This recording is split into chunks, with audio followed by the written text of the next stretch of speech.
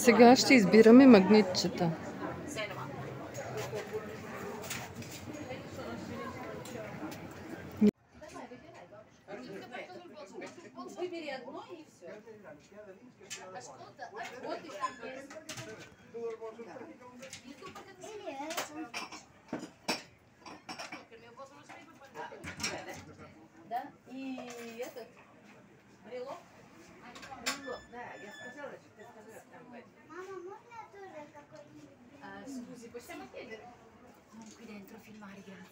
Скъпи приятели, здравейте!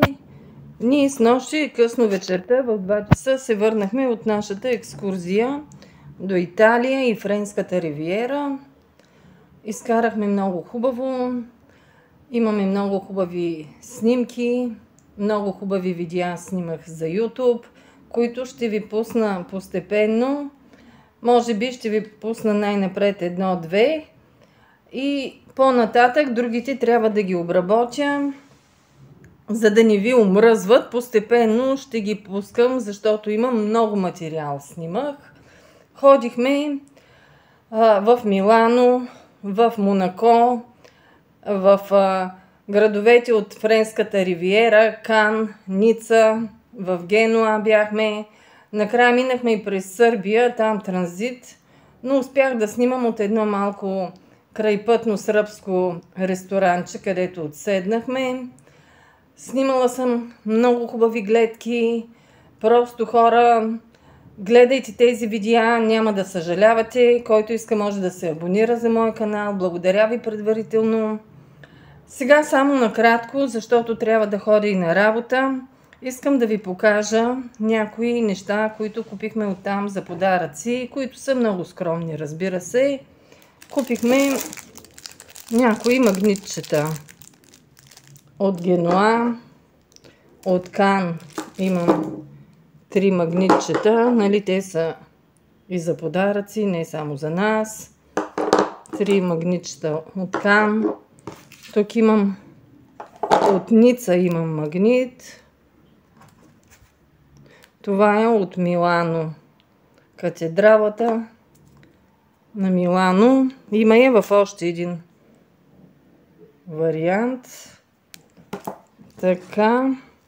Това са от Монако. 3 еднакви магнитчета. Да има и за нас и за подарък. Сега посетихме една фабрика във Франция за парфюми, където това са оригинални френски парфюми. Продават ги в по-малки опаковки. И взех и за нас и за подарък. Това са мъжките парфюми. Взех 3 дамски, комплект 3 дамски и 3 мъжки. Това са мъжките. Сега ще ви покажа и дамските. Ето така ги продават в комплект.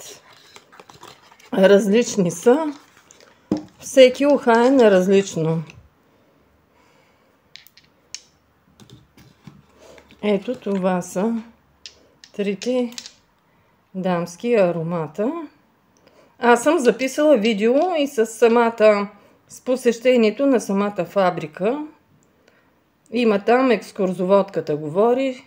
Надявам се да ви бъде интересно. Също така, тук взех, това е ароматна лавандула.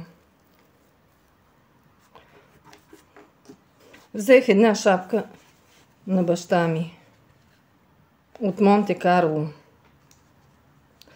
Искам да ви кажа, че успяхме да снимаме подготовката за състезанието за Формула 1 в Монте Карло.